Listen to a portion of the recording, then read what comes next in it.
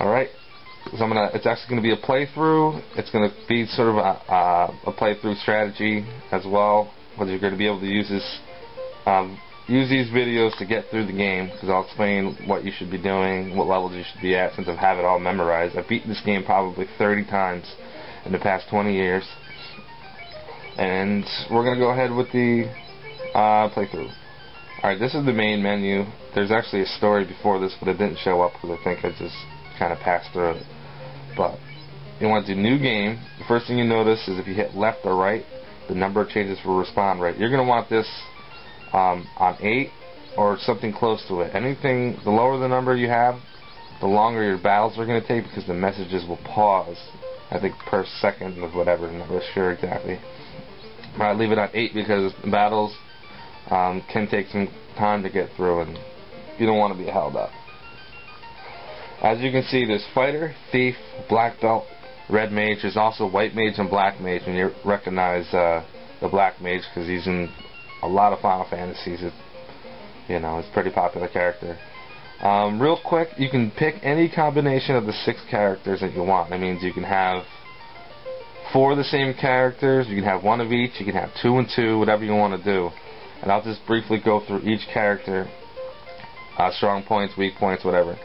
First off, the first character is a fighter, which I recommend having at least 1 in your party because the strongest weapon in the game is for this character. Actually, the second strongest weapon in this game is for this character. The strongest is for any character. But you're going to want to be able to use both weapons to get through that final dungeon. Doesn't matter what your combination, though, is.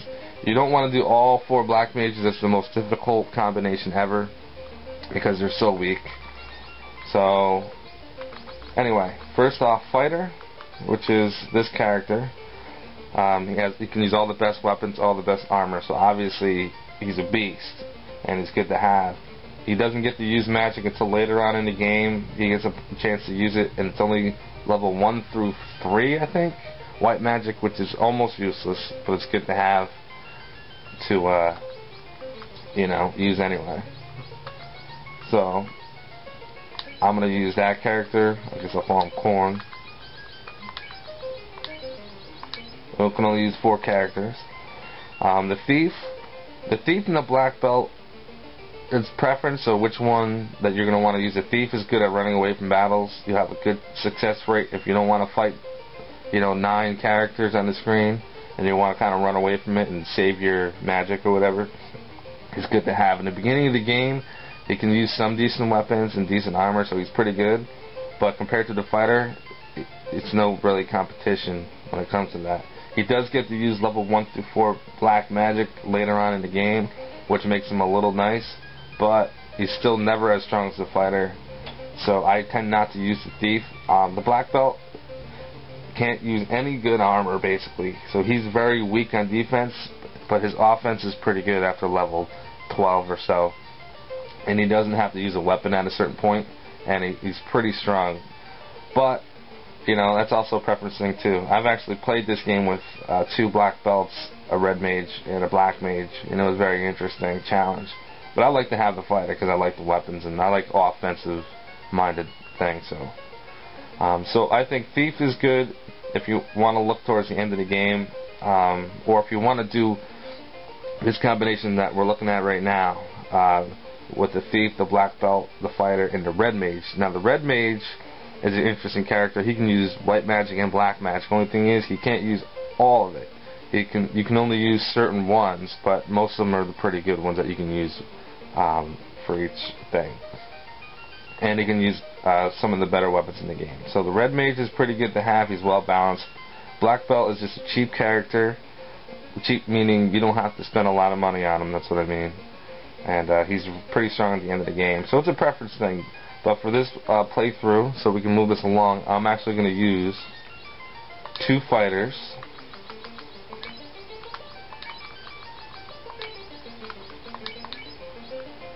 White mage, which has terrible defense, but you can use any white magic in the game, which is pretty much a must-have for my crew here. and a black mage, which has horrible defense, can use practically no armor, no weapons. He's pretty useless on the offensive side, except for his magic, which is extremely beastly. So, let's call him Joe. Why not? You can only use 4 character names. So there's my crew. And we're going to start off in the first town here. And just so you know, if you hit select, you can rearrange your crew. And you're going to want to rearrange them in order of defense, because the characters will attack whoever's on top the most. That's why fighters are always up top. And if you have a black mage, put him all the way at the bottom. He'll survive longer. White mage would go here. Next up would probably be either red mage or black belt, or thief would be in that second range. And if you have a fighter, always have him up top, obviously. That's the select button. Start button is your menu. Real quick. Items, obviously we know what that is. Magic. You select your character and it tells you about each character. The way it works in this game, it's not like if you played any of the remakes, which you probably have. They made it for PlayStation.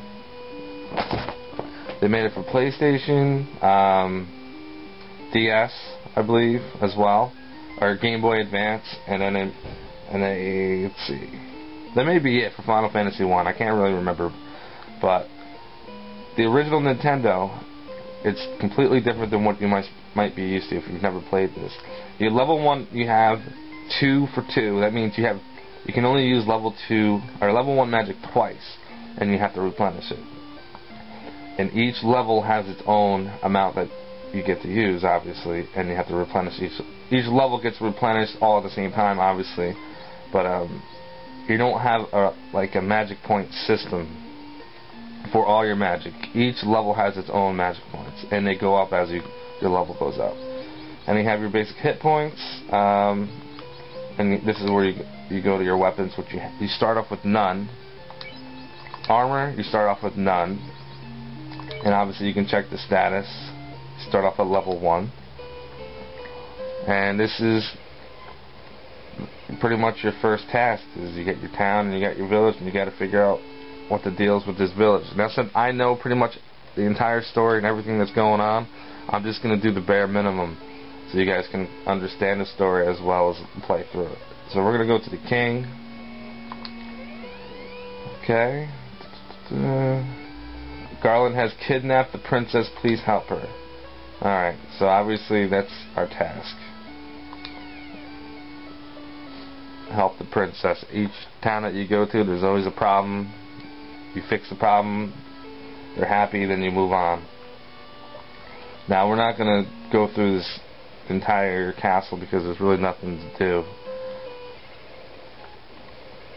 So our first task is to check out this town here and start moving along. So I'm going to pause at this point, and the next video will be explanation of the towns, buying the armor and weapons, the magic, and setting off into your first level grinding of the game.